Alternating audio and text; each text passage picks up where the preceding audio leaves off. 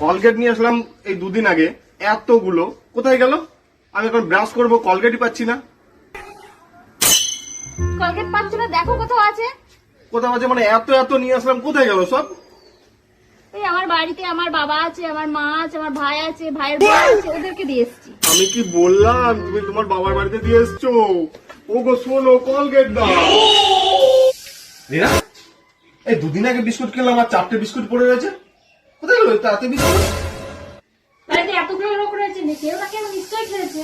এত লোক মানে আমি দুদিন আগে নিয়ে আসলাম, এত বিস্কুট পুড়ে গেল? বলছি তো কেউ খেয়েছে মনে হয়। কে খাবে আবার?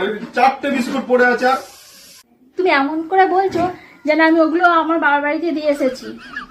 ওরা এসব বিস্কুট খায় না। আমি 3 তলা বাড়ি আছে, ওরা এসব বিস্কুট খায় না। শোনো, আরে বাবার বাড়ি। এই রিনা, এই দুদিন আগে এত বড় একটা ফ্যামিলি সার্ভের প্যাকেট নিয়ে আসলাম, ওটা পুড়িয়ে গেছে, আবার এটা বার করেছো, কি ব্যাপার? আমার জামা কাপড় তো রোজ কাচতে হয়। হ্যাঁ তা কাজতে হয়, তাই বলে অত বড় সার্ভের প্যাকেট পুড়িয়ে গেল? পুরাবে না? তাই বলে অত বড় সার্ভের প্যাকেট একদম সব পুড়িয়ে গেল? আমার বাবাকে দিয়ে এসেছি। আমার বাবার বাড়িতে বাবা মা সাথে কিছু করে দেখা দিয়ে। আরে বাবা, আমি সেটা বললাম। এই রিনা, এই দুদিন আগে তেল নিয়ে আসলাম, তেল আর এইটুকু পড়ে রয়েছে, এত তেল কোথায় গেল? তোমার অত বড় বড় চুলে তুমি তেল মারছো, তেল পুরাবে না? আমার তো মনে হয় তুমি রান্না করেছো এই তেল দিয়ে। তাই আমার বাবার বাড়িতে তেল ফুরিয়ে গেছে, তো ফোন করেছিল, তাই বাবার বাড়িতে দিয়েছে।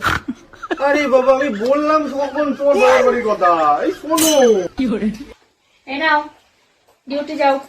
আমি সব রেডি করে দিয়েছি, গুছিয়ে দিয়েছি। না আমি ডিউটি যাব না। এইভাবে কিভাবে যাবো ডিউটি? আমি যেতে পারবো না। কেন যাবে না? আমি সব এত কষ্ট করে গুছিয়ে দিলাম, তুমি যাবে না কেন? কি করে যাবো বলো ডিউটিতে? আমি তোমাকে বলে বোঝাতে পারছি না।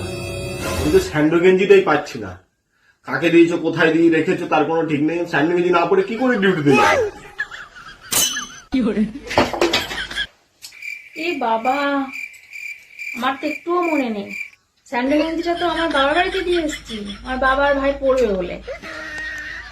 আরে বাবা, আমি কখন বললাম যে তুমি তোমার বাবার বাড়িতে দিয়ে এসছো?